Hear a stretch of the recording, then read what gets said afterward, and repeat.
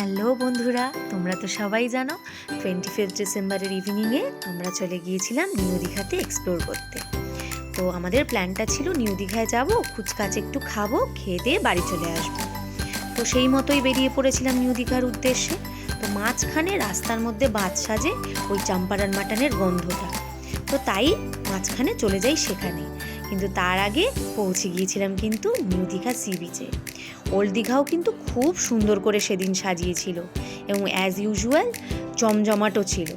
তার সাথে জগন্নাথ মন্দির কিন্তু ভীষণ সুন্দর সাজে সেজে উঠেছিল। তো জগন্নাথ মন্দিরের সাজ দেখতে দেখতে পৌঁছে গেলাম নিউ দীঘা।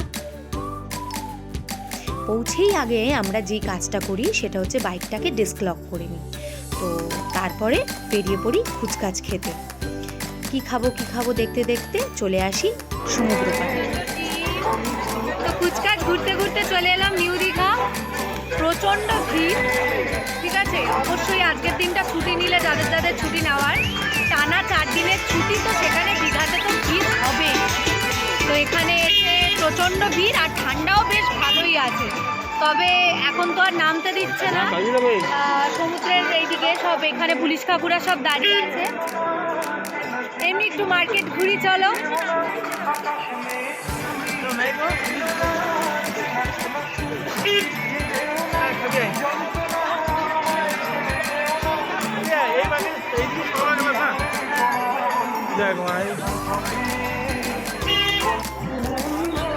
ঠান্ডা লাগছে, ঘুরছি নিউ দীঘা। চা দিয়ে শুরু করা হোক, তারপর তো কুচকাচ খাওয়া থাকবেই। শীতকালের সন্ধেটা 1 কাপ চা দিয়ে শুরু, লেবু চা অবশ্যই। এই দাদা কিন্তু চাটা দারুণ বানিয়েছিল, জাস্ট ঠান্ডায় জমে গিয়েছিল। চা হয়ে গেছে, শুধু চাতে কি মন ভরে নাকি? চায়ের সাথে চলে আসছে পাপড়ি চাট। তো চলো আমার সাথে তোমরাও একটু পাপড়ি চাট টেস্ট করে নাও। শ্যামবাজারের পাপড়ি চাট আমার ফেভারিট হলেও এটা কিন্তু মন্দ ছিল না।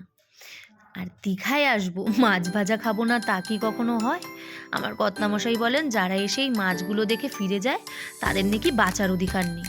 তো সেই মতো নিয়ে নিয়েছিলাম আমুদি মাছ ভাজা। উফ, দারুণ টেস্ট ছিল, ভীষণ ফ্রেশ। এত দিন ধরে দীঘায় আসছি, নিউ দীঘায় আসলেই আমরা মাছ ভাজা খাই, ঠিক আছে। এই দোকানটা থেকেই কিন্তু খাই, জাস্ট এই দোকানটা থেকে এত ফ্রেশ মাছ দেয়, এত ফ্রেশ মাছ দেয়, এক প্লেটে মন ভরে না। আমরা আমুদি নিয়েছিলাম, আবার একটা কুচো চিংড়ি নিলাম, একদম টাটকা এবং দুর্দান্ত টেস্টের। বাস্কিন রবিন্স, ওই যে বাস্কিন রবিন্স ঠিক তার অপোজিটে এই দোকানটা। এই গাড়িগুলো দেখে তো আমার সারা জীবনই দুঃখ হয় যে গাড়িগুলোর তুলনায় আমি একটু বেশি বড় হয়ে গেছি বলে। তো যাই হোক, দেরি না করে চলে গিয়েছিলাম চাম্পারান মিট হাউসে। তার রিভিউ এবং সেই খাবারের টেস্ট তো তোমাদের সাথে আগেই শেয়ার করেছি, আজকে একটা ছবি শেয়ার করে নিলাম। তোমরা কিন্তু অবশ্যই যেও। তো খেয়ে দিয়ে নিয়ে এবার তো বাড়ি ফেরার পালা। তো চলো, টাটা।